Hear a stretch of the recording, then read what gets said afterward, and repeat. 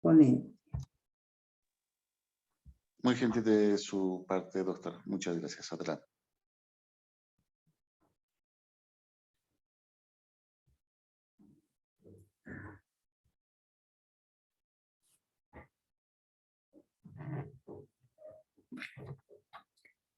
Se ve la pantalla, ¿no? Sí, correcto, doctora. Se ve la pantalla. Tendría que ser modo de proyección. Muy bien. Ahí está bien. Muchas gracias. Muy bien, entonces, este módulo de lo que es química toxicológica, vamos a empezar con la primera ponencia en la que vamos a hablar de lo que es la química toxicológica ambiental, de aquellos compuestos que son tóxicos o se consideran tóxicos en el medio ambiente y por ende van a producir un efecto toxicológico en el organismo humano.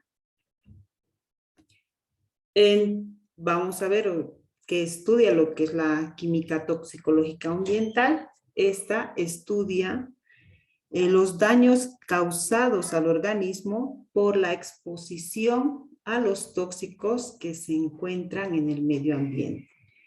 El objetivo principal de la química toxicológica ambiental es, bueno, pues evaluar el impacto que produce en la salud la exposición a estos compuestos tóxicos. Ambiente, vamos a definir o se define como el conjunto de medios que se encuentran en relación o interacción con el organismo humano. Los medios de interés toxicológico en el medio ambiente es el agua, la cual bebemos y se usa para la irrigación de alimentos. El aire inhalado y el suelo cuando se usa para lo que es la producción de alimentos. La ruta de exposición es el camino que sigue el agente tóxico desde el medio ambiente hasta llegar a la población, ¿no? Entre estas vías de exposición podemos mencionar el aire, el agua, el suelo y los alimentos. Efecto tóxico, vamos a definir como la alteración del funcionamiento normal del organismo producida por la exposición a estas sustancias tóxicas, ¿no? A estos compuestos tóxicos. Bueno, ahora vamos a ver las clases de contaminantes o cómo se dividen estos contaminantes, y estos contaminantes se dividen en lo que son contaminantes primarios y contaminantes secundarios. Los contaminantes primarios son compuestos que se emiten directamente de la fuente emisora al aire, ¿no? Entre estos podemos mencionar lo que es el dióxido de azufre, que daña directamente a lo que es la vegetación y es irritante para los pulmones.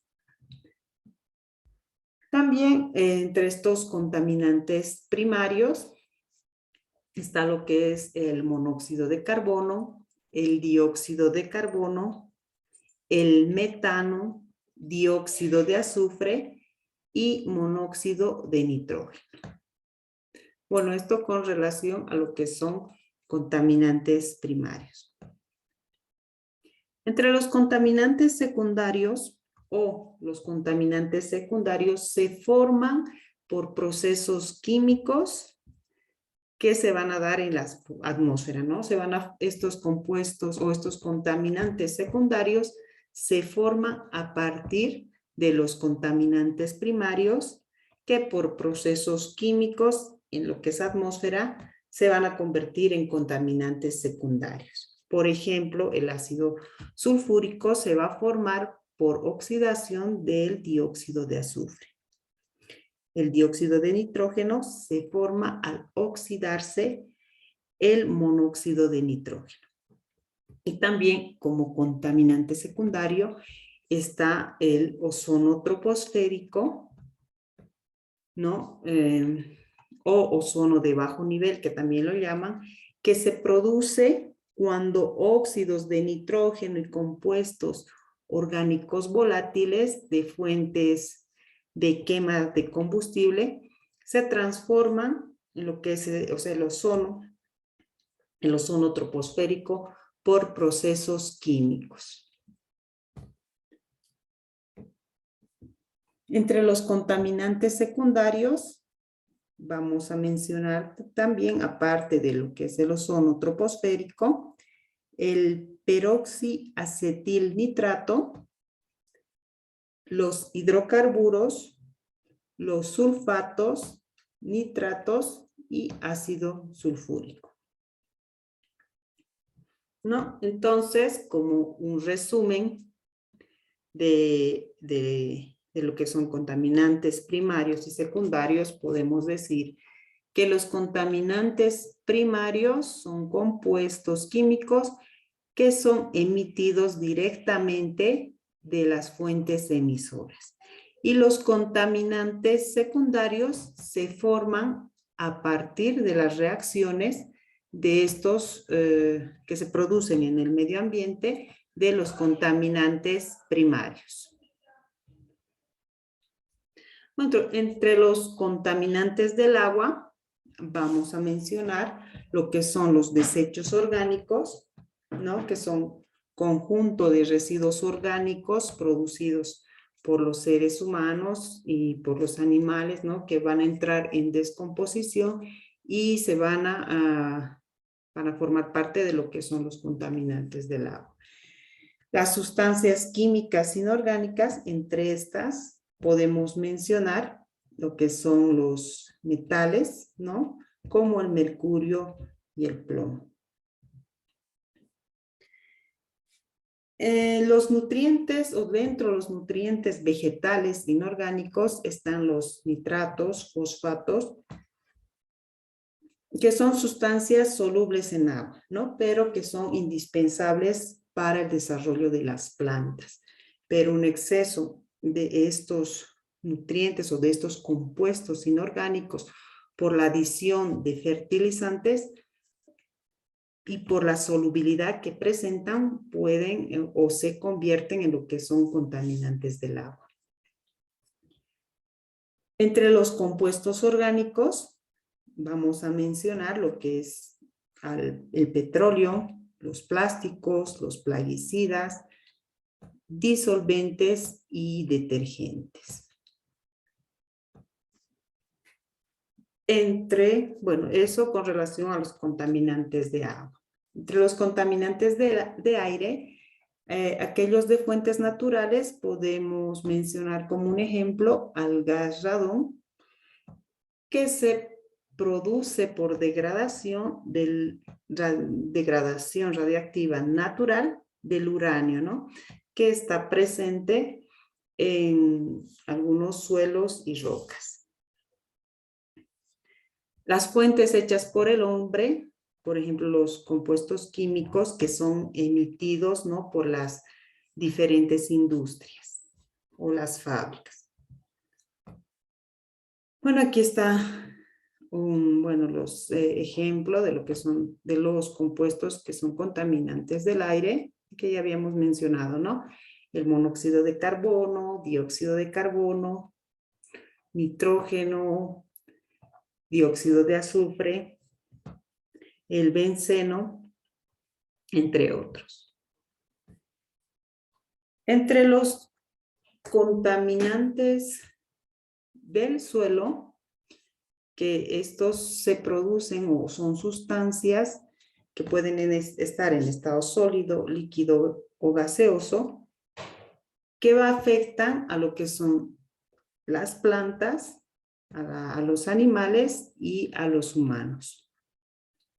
Los más comunes, contaminantes más comunes del suelo, son los derivados del petróleo, los pesticidas, y otros metales pesados. Bueno, ahora vamos a hablar un poco de los compuestos orgánicos contaminantes. Entre estos vamos a ver lo que son, o vamos a mencionar a los compuestos orgánicos volátiles, los contaminantes, que son los hidrocarburos poliaromáticos, y los contaminantes orgánicos persistentes. Los compuestos orgánicos volátiles, cuyas sustancias orgánicas o cuya estructura de estos compuestos es la base, el carbón, pero también podemos encontrar en su composición lo que es flúor, oxígeno, cloro, bromo, ¿no? Entre otros elementos. Estos se caracterizan por evaporarse a temperatura y presión ambiental, ¿no? Por eso se los denomina compuestos orgánicos volátiles. Vamos a mencionar como ejemplos entre estos a lo que es el butano, que es un gas inodoro, incoloro, fácil de licuar y se obtiene del petróleo. El propano, que se utiliza en el hogar, ¿no? El xileno es un compuesto aromático que se obtiene de la destilación del carbón, ¿no? Y bueno, se emplea como disolvente. Otros ejemplos, el alcohol butílico, que se usa como solvente para tinners y pinturas. La metilcetona también es un compuesto orgánico volátil que se usa para disolver recubrimientos, adhesivos y también para diluir lo que es pinturas y barnices. La acetona se utiliza para la fabricación de plásticos, para la fabricación también de medicamentos y otros productos químicos, y también se utiliza como disolvente. El etilenglicol es o se usa como anticongelante en lo que son los circuitos de refrigeración de motores, ¿no? El tricloroetileno se usa para eliminar grasas en partes metálicas. El clorobenceno es usado como solvente en reacciones químicas y también para disolver materiales como aceites, grasas. ¿Qué efectos producen estos compuestos orgánicos volátiles? Principalmente, al ser volátil, se va a la vía de exposición, es la vía inhalatoria, ¿no? Que también puede ser vía por contacto, y normalmente lo que produce, los efectos que produce, los daños que produce es la irritabilidad, la dificultad de concentración, problemas en lo que es el aparato respiratorio, y el benceno es considerado cancerígeno. Bueno, entonces hemos visto lo que son los contaminantes orgánicos volátiles y ahora pasamos a lo que son los contaminantes que son hidrocarburos poliaromáticos, ¿no? Que se forman durante la combustión incompleta del carbón, petróleo, gasolina y basura, ¿no? También en lo que es el tabaco, estos compuestos son considerados cancerígenos mutagenéticos.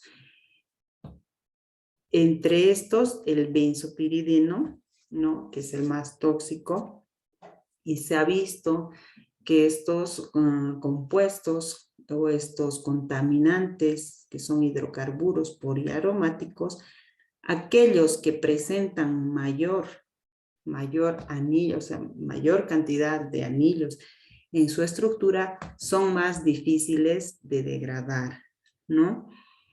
Y efectivamente son más tóxicos. Últimamente se está empleando la técnica de lo que es la biodegradación, que consiste en emplear microorganismos que vayan o que destruyan a estos compuestos, en este caso poliaromáticos. Entonces, estos compuestos, mientras más anillos presenten, son más difíciles de degradar. Bueno, y vamos a hablar entre esta clasificación que hemos hecho de los compuestos orgánicos. Vamos a hablar de los compuestos orgánicos persistentes, que dentro sus características, o una de sus características principales, es que es persistente, es decir, que va a durar mucho tiempo en el ambiente, ¿no? Incluso años, que es difícil de degradar, incluso por la luz solar o el uso de sustancias químicas. Y vean otros microorganismos, ¿no? Que también es una técnica que se está empleando para evitar el daño a lo que es el medio ambiente. Se está empezando o se usa lo que son microorganismos para la biodegradación de estos compuestos. Otra de las características son que son bioacumulables y se acumulan en los tejidos grasos del organismo. Se dispersan, se van a dispersar ampliamente a través de lo que es el viento, ríos y corrientes marinas, ¿no? ¿Cómo se producen? Se producen por las industrias, ¿no? A través de las industrias, las deforestaciones, campañas sanitarias, ¿no? Y bueno, vamos a ver aquí a quiénes van a afectar. Afectan a los seres humanos, a los animales, a los vegetales y los peces acuáticos.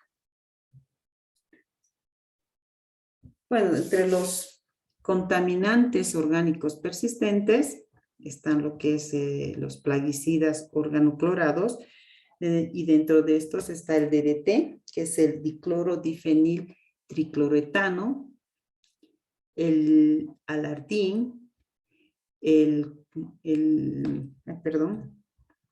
taxofeno, ¿no? Entre los productos industriales está el PCB, que es usado como aceite de transmisión eléctrica, ¿no? Que es el policlorobifenilo. Y bueno, y también otro ejemplo de estos productos industriales es el hexaclorobenceno, que es un plaguicida. Y dentro de los contaminantes no deseados que son resultado de la producción o del uso de industrias, están los que son las dioxinas y furanos. Bueno, esto es un ejemplo más para ver, digamos, la estructura de los compuestos que hemos ido mencionando en la anterior diapositiva, ¿no? Lo que son el DDT, el PVC, las dioxinas y los furanos.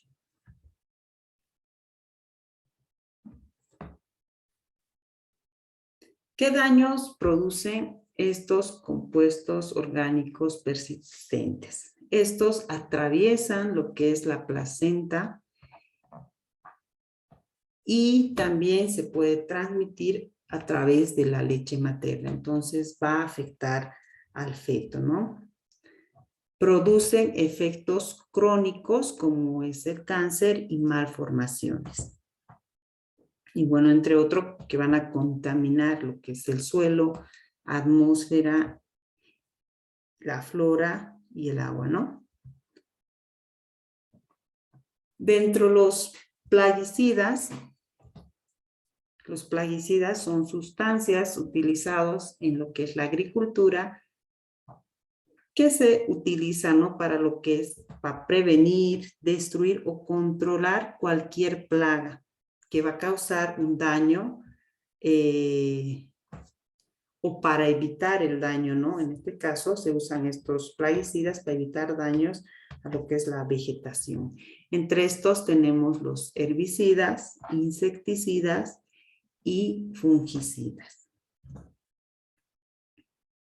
¿En qué situaciones uno puede exponerse a estos plaguicidas? Circunstancias laborales, el uso de ríos, arroyos contaminados, el consumo de agua o alimentos que estén contaminados, la utilización de envases, de estos envases de plaguicidas, ¿no? Y también en algunos casos de intentos suicidas o homicidas. También el lavado deficiente de los alimentos que están contaminados. O poner, ¿no? Estamos repitiendo un poco lo que hemos dicho anteriormente, poner alimentos o bebidas en recipientes que hayan contenido estos compuestos o estos plaguicidas. Aquí, bueno, en esta diapositiva mostramos qué es lo que producen. Por ejemplo, son cancerígenos, lo que son compuestos con arsénico, el DDT, ¿no? El bromuro de etilo. Son teratógenos, lo que es el carbaril, captán, cirán. Mutagénicos, el dibromo de etilo. Estos son ejemplos de compuestos según el daño que van a producir.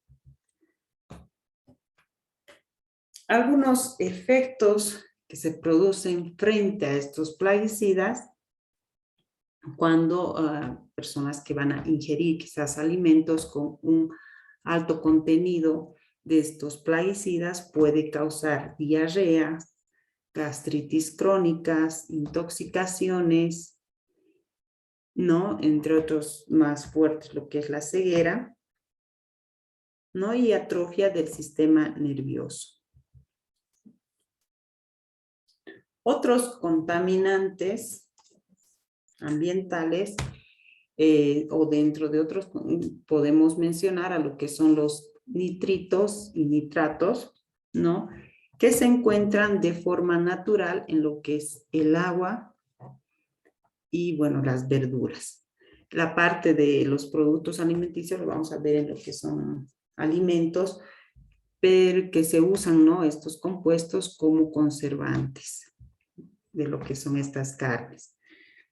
Entonces, estos nitratos, por procesos de reducción de las bacterias, se convierten en nitritos, que son los que causan la methemoglobinemia, ¿no? Estos nitritos, cuando se combinan con aminas o amidas, se producen lo que es la N-nitrosamidas y la N-nitrosamina y las amidas, que son cancerígenas, que son consideradas cancerígenas. Bueno, y aquí es un poco de la estructura de lo que son los nitratos. En realidad, el nitrato no es normalmente peligroso para la salud, ¿no? Pero el que es tóxico o es peligroso para la salud es el nitrito, ¿no?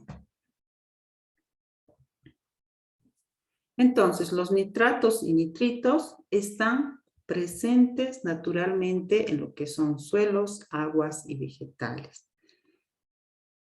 Los niveles en suelos cultivados y en agua se van a incrementar por el uso de fertilizantes nitrogenados, ¿no? Y ahí es donde se produce o se convierte en lo que es un contaminante. Los nitratos y nitritos están siendo o son muy utilizados en lo que es la conservación de carnes y pescados.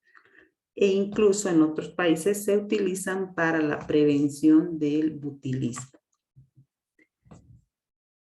Estos son algunos nitritos que se utilizan como conservantes, como hemos dicho anteriormente, para lo que son pescados y carnes. Bueno, aquí cuál es una tabla de los diferentes conservantes, ¿no? ¿Qué microorganismos evita la proliferación de estos microorganismos y los efectos colaterales que puede o que producen el exceso de estos conservantes? Bueno, ya viendo ya la última parte de estos contaminantes ambientales, vamos a hablar de los metales pesados. Y dentro de estos vamos a empezar hablando del plomo,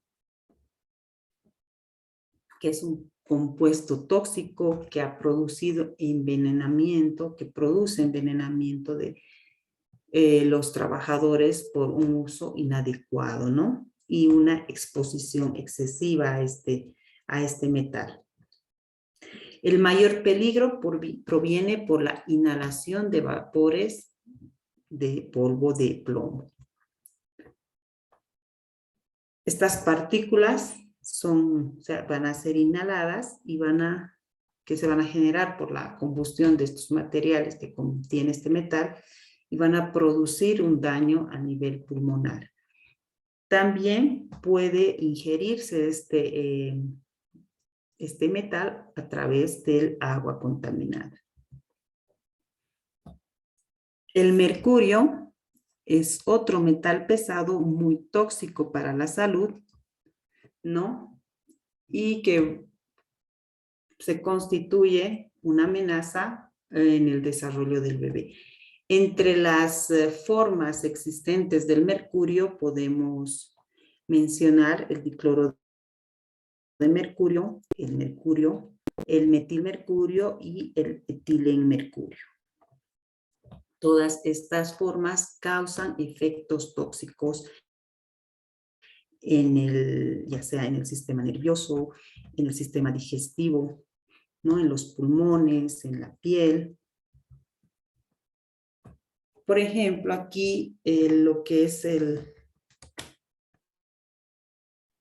mercurio, que se va a transformar naturalmente en lo que es el metilmercurio, este es bioacumulable en lo que son los peces o crustáceos, y que a través de ese alimento va a ingerir o va a ingresar al organismo y va a producir daños tanto en los pulmones, cerebro y riñones, ¿no?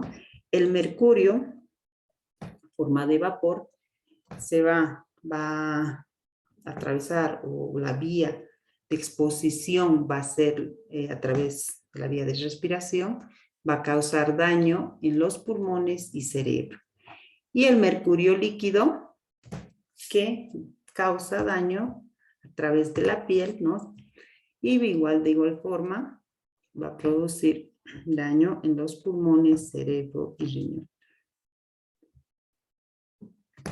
El cadmio también es otro metal pesado que es tóxico, que produce contaminación ambiental e industrial y causa alteraciones a nivel renal, respiratorio y digestivo. Una intoxicación aguda por cadmio, por la ingesta de alimentos contaminados que contengan dosis elevadas de este metal, puede producir síntomas irritativos gastrointestinales, cólicos violentos, vómitos y diarreas sanguinolentas, ¿no? La exposición crónica de este metal pesado es a través de lo que son los alimentos o agua, ¿no? Y entre los efectos que produce por una exposición crónica es el adelgazamiento, anemia y proteinuria. El cromo es otro otro metal pesado que, bueno, el cromo al entrar en el aire, agua o suelo, o se convierte en cromo 3 y en cromo 6. El cromo 6 es el mayor, o sea, es mayormente tóxico más que el cromo 3 para el organismo, ¿no? Y puede alterar el material genético y causar cáncer. Finalmente, otro de los metales pesados es el arsénico, que es un elemento natural que se encuentra en lo que es la corteza terrestre y, bueno, se encuentra ampliamente distribuido en el medio ambiente, ¿no? En su forma inorgánica, al combinarse o cuando se encuentra combinado con otros elementos como el oxígeno, cloro, azufre, es muy tóxico. Así el arsénico elemental no llega a ser tóxico, sino en su forma inorgánica sí se vuelve tóxico. Entonces, la exposición, finalmente, podemos decir que el arsénico, la exposición de niveles altos de este metal, cuando está en su forma inorgánica, ya sea por el consumo de agua contaminada por este arsénico inorgánico o en la utilización del agua para la preparación de las comidas o riegos, se vuelve, se vuelve dañino para la salud, ¿no? Bueno, entonces, esto relacionado a lo que es la toxicología o la química toxicológica ambiental. He tratado de, bueno, hacer un resumen, más que todo mostrar aquellos compuestos que están presentes en lo que es el medio ambiente y que son dañinos tanto para el medio ambiente y por ende van a producir un daño en la salud. A ver. He dejado de compartir, creo que sí, ¿no?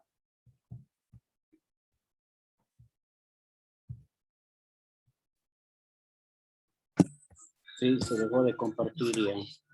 Ya. Muy bien, entonces, esta era la primera ponencia que teníamos que, bueno, que tenía que realizar ayer y por problemas técnicos o por problemas de internet que he salido y ya no he podido ingresar, no he podido llegar a presentar. Ahora vamos a ver un momentito, por favor. La segunda Doctora, una ponencia. consultita. ¿Sí? ¿Cómo se llama? Cromo, ¿qué tipo de cáncer podría desarrollar?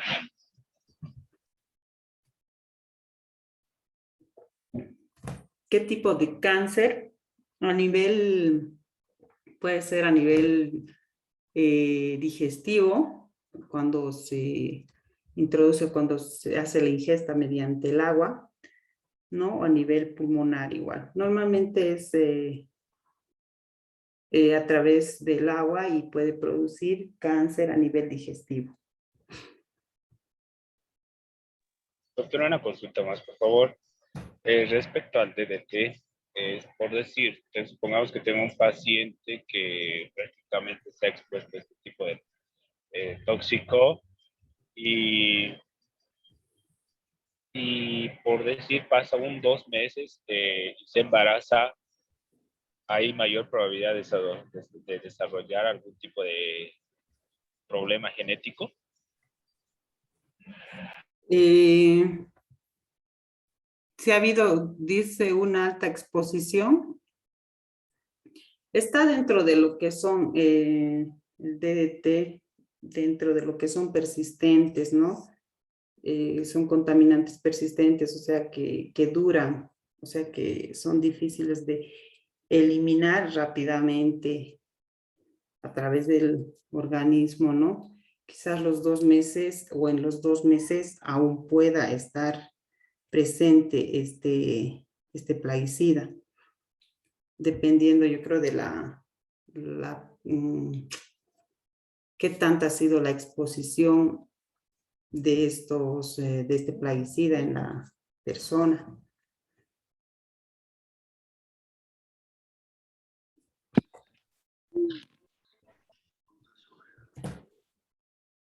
Buenas noches.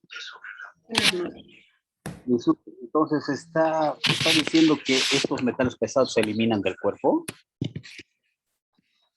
Del DDT estábamos hablando.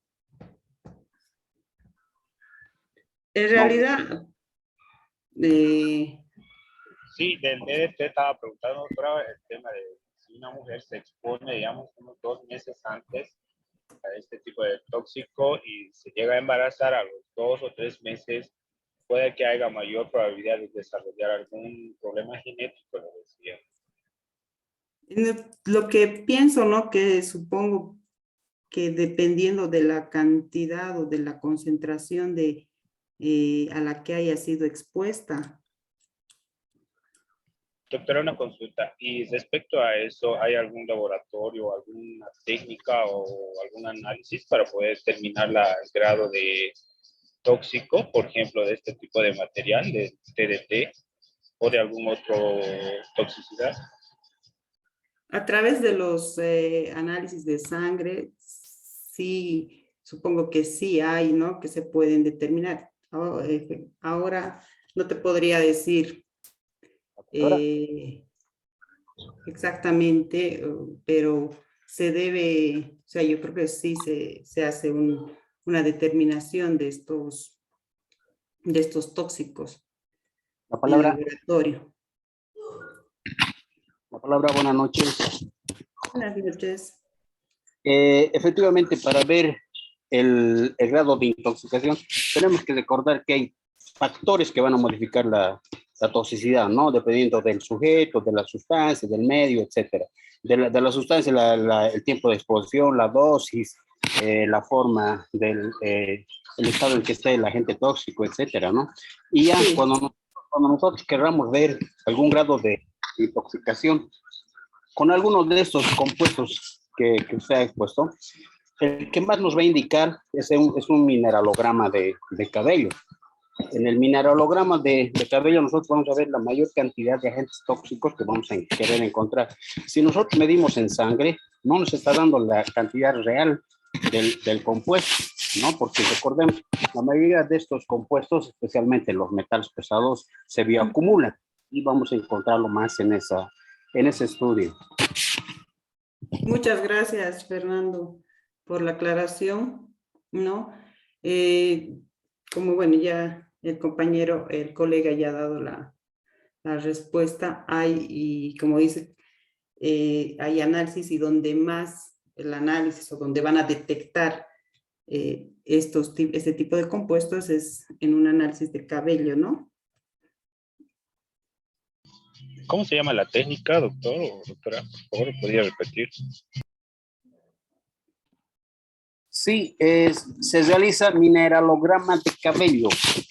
Lamentablemente no se hace en nuestro país, donde se puede hacer, se envía a otro país. Yo generalmente mando de algunos de mis pacientes a Brasil. Puedes mandarlo a Estados Unidos, donde también se puede hacer, pero más económico y más cerca.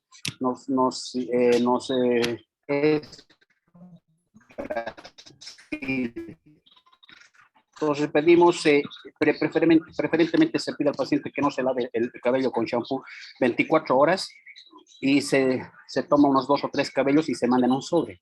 De todas maneras, por ejemplo, si hay un paciente pelón, entonces, ¿de dónde voy a tomar la muestra? Puedo tomar del vello púbico también, y igual tomando las mismas indicaciones. Ah, ya, muchas gracias, doctor. Muchas gracias, Fernando. Muchas gracias. Bueno, entonces, voy a pasar a lo que es la segunda ponencia. Perdón.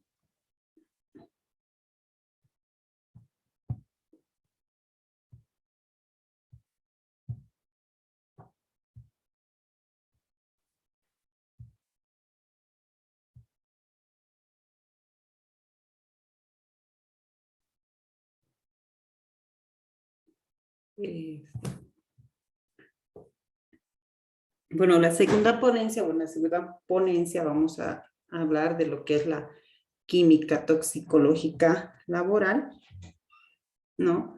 Esta química toxicológica estudia la exposición o las consecuencias de la exposición a sustancias tóxicas en lo que es el ámbito laboral.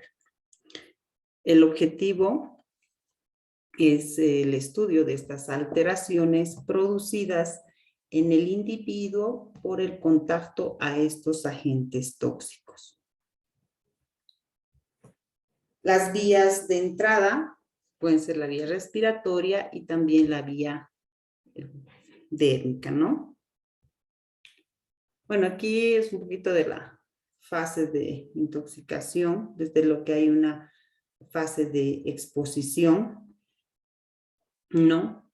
Lo que puede ser por inhalación, habíamos dicho, por contacto cutáneo, contacto ocular también en algunos casos cuando se maneja lo que son algunos disolventes.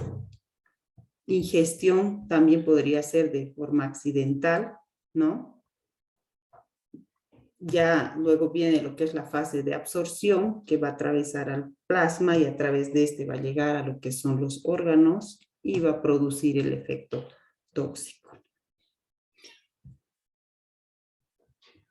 Bueno, entre los factores que modifican la toxicidad de los agentes químicos están lo que son los factores propios del agente químico, propio del compuesto químico, los factores ambientales, ¿no? Y los factores propios del individuo, de cada persona.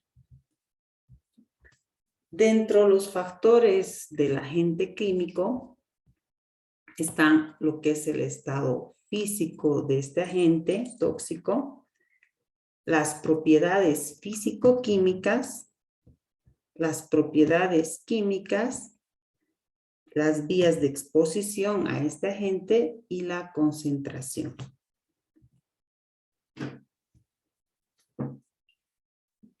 En lo que, bueno, el estado físico del agente, ya sea, tóxicos que estén en forma de gas o vapores, se van a transmitir a través de lo que es el aire, ¿no? Y van a ingresar al organismo a través de los pulmones. Pueden permanecer largo tiempo en lo que es el ambiente y expandirse rápidamente.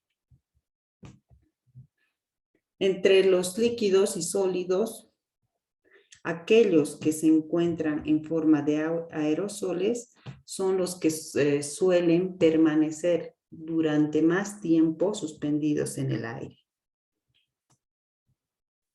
El polvo, ¿no? Las partículas de polvo que son menor a 2 micras suelen ingresar con mayor facilidad a lo que es los pulmones, el organismo a través de la vía de inhalación, ¿no? Aquellos, por ejemplo, en las moliendas, trituraciones, tamizados, cepillados, ¿no? Los zumos, que son sólidos, que se van a formar por combustión incompleta, Igual, partículas menores de 2 microgramos van a poder ingresar más rápidamente a través o a los pulmones, ¿no? Por vía de los pulmones. Los humos metálicos, que son partículas que se forman por la sublimación y volatilización de los metales, ¿no? Entre las propiedades físico-químicas podemos mencionar la solubilidad, que es la capacidad que tienen los elementos químicos de disolverse en un líquido. La volatilidad es la facultad de pasar de un estado, ¿no? a lo que es el estado gaseoso. La estabilidad es la capacidad que tienen los compuestos de mantenerse en un estado físico o en un estado físico-químico concreto. Y la pureza es el grado de calidad que alcanzan los compuestos. Y bueno, se dice que a mayor pureza hay mayor concentración del tóxico y por ende va a producir mayor daño. El tamaño de las partículas también está dentro de lo que son las propiedades físico-químicas del tóxico. Y bueno, habíamos indicado en anteriores diapositivas que aquellas partículas que tienen un tamaño menor a 2 micras son las que llegan más fácilmente a introducirse o a llegar a los pulmones, ¿no? Dentro de las propiedades químicas de este tóxico, viendo lo que es la relación estructura-actividad, podemos mencionar o decir que la sustitución de átomos de hidrógeno por halógenos, o sea, estos compuestos van a ser tóxicos. La cloración también de cadenas laterales de lo que son hidrocarburos aromáticos, los grupos amina, grupos nitroso, ¿no? Y las insaturaciones van a hacer que un compuesto presente más toxicidad que otro. Por ejemplo, la toxicidad de una sustancia orgánica se va a ver aumentada al sustituir los átomos de hidrógeno por halógeno, ¿no? Lo que decíamos antes. Entonces, va a aumentar su toxicidad. Aquellos compuestos que tengan mayor halogenación o mayor sustitución de halógenos van a presentar mayor toxicidad. La halogenación de una cadena lateral aumenta su poder irritante sobre la mucosa. Por ejemplo, el bromuro de bencilo, que se utiliza en lo que es la elaboración de tintes, ¿no? Resinas, cosméticos y fármacos. Los grupos aminolibres son más tóxicos que si estuvieran sustituidos, ¿no? Por ejemplo, la piridina es menos tóxica que lo que es la anilina o la piperidina.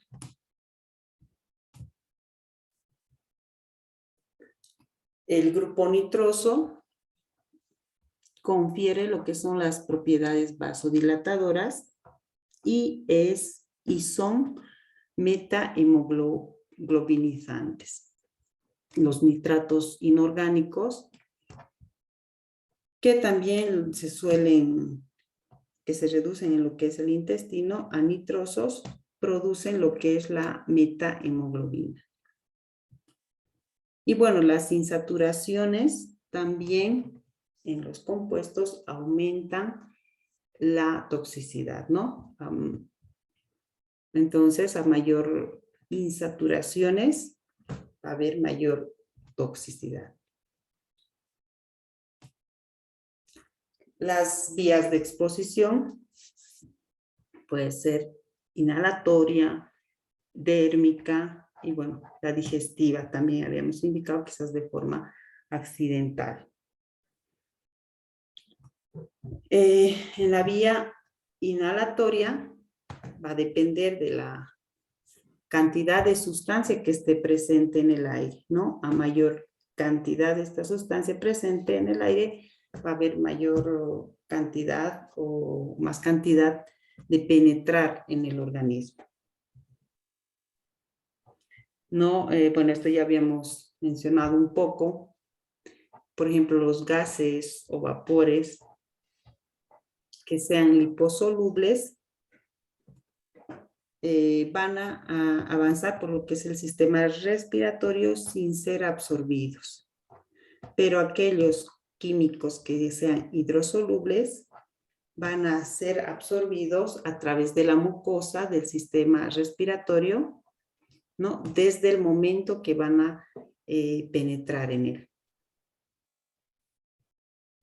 Bueno, los aerosoles, esto igual ya habíamos mencionado, cuanto más pequeña es la partícula, que habíamos dicho que es menor a 2 micras, son más rápido ingresan en los pulmones, ¿no? En la vía respiratoria.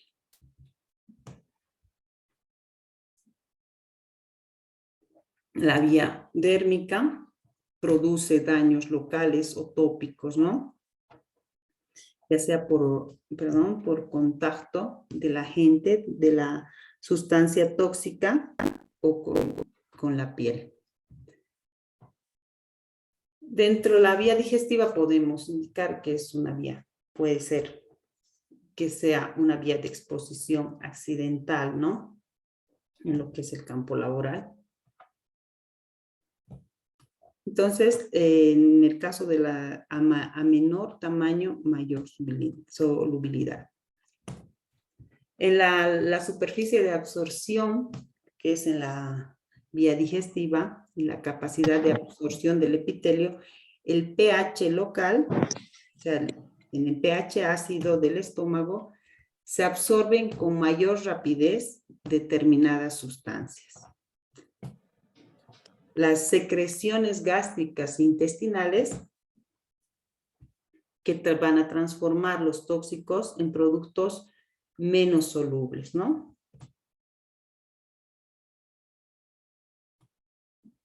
Luego ya hablando de la concentración de exposición, que es la cantidad de tóxico presente en el ambiente donde se encuentra una persona, ¿no? Para poder ingresar al organismo. Entre estas concentraciones podemos mencionar lo que es la concentración efectiva, que es la proporción de una sustancia en un medio que va a causar un determinado efecto. La concentración efectiva 50 se define como la concentración efectiva que se estima afecta al 50%. Luego la concentración letal es la concentración de una sustancia tóxica en el medio que va a causar la muerte. Y la concentración letal mínima es una concentración baja que produce o puede llegar a producir la muerte. Entre los factores ambientales podemos mencionar la temperatura, que también influye, ¿no? Para que un compuesto sea tóxico pueda atravesar o pueda ingresar al organismo, ¿no? Porque puede aumentar, mayor temperatura, aumentar la velocidad de las reacciones químicas. También favorece lo que es la vasodilatación cutánea, ¿no? Y aumenta el volumen de sangre circulante. Entre los factores individuales está la edad, las enfermedades y el embarazo. La absorción, por ejemplo, en los niños, el vaciamiento gástrico es más lento, ¿no? Y bueno, la absorción intestinal es mayor por ser más permeable la mucosa. El metabolismo no está tan desarrollado en los niños, entonces no son suficientemente funcionales, ¿no?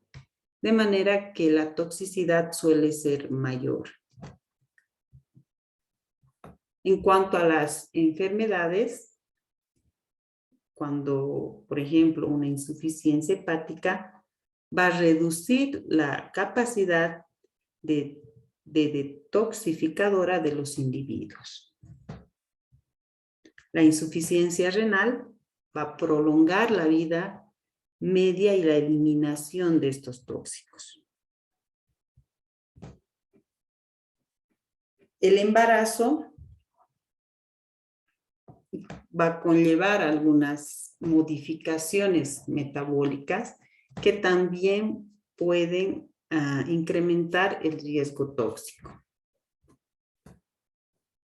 ¿no? Y bueno, aquí vamos a ir mencionando los metales o compuestos a los que las personas se pueden exponer en el ambiente laboral, ¿no? Entre estos podemos mencionar el antimonio, arsénico, berilio, cromo, cadmio, mercurio, el plomo. Entre los hidrocarburos, en general, lo que es el diclorometano, tricloroetano, dinitrobenceno, el tolueno, sileno. Los alcoholes y cetonas, alcohol o lo que es el metanol, el isobutanol, la acetona, ¿no? El isopropílico, el alcohol isopropílico. Los polvos y minerales, lo que es el carbón mineral, la sílice, cemento. Y bueno, finalmente los monómeros o polímeros,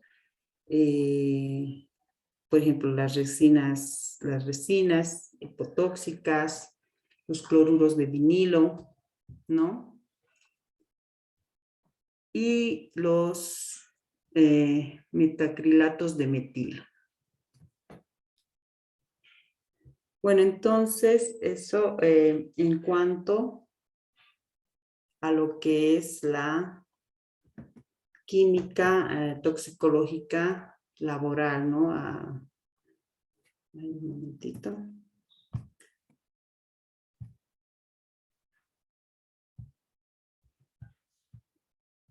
Entonces, bueno, hemos visto como en la primera ponencia lo que es la química toxicológica ambiental. Luego ya en otra ponencia vamos a ver lo que les decía, la química toxicológica de alimentos, que es, si no me equivoco, ya la próxima semana. Y bueno, en esta, como había mencionado un colega, que existen factores que van a determinar la toxicidad de un compuesto, ¿no? Así también como factores individuales de cada individuo, como aquellos factores que van a depender del compuesto o del agente tóxico en sí.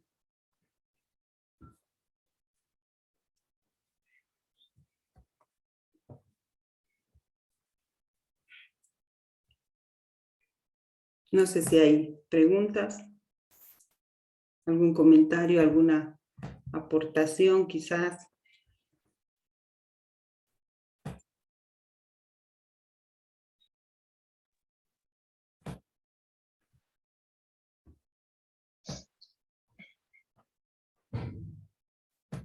Colega Fernando, ¿usted trabaja en algún laboratorio donde No, no. hace? Buenas noches, no trabajo en ningún laboratorio, yo soy médico, entonces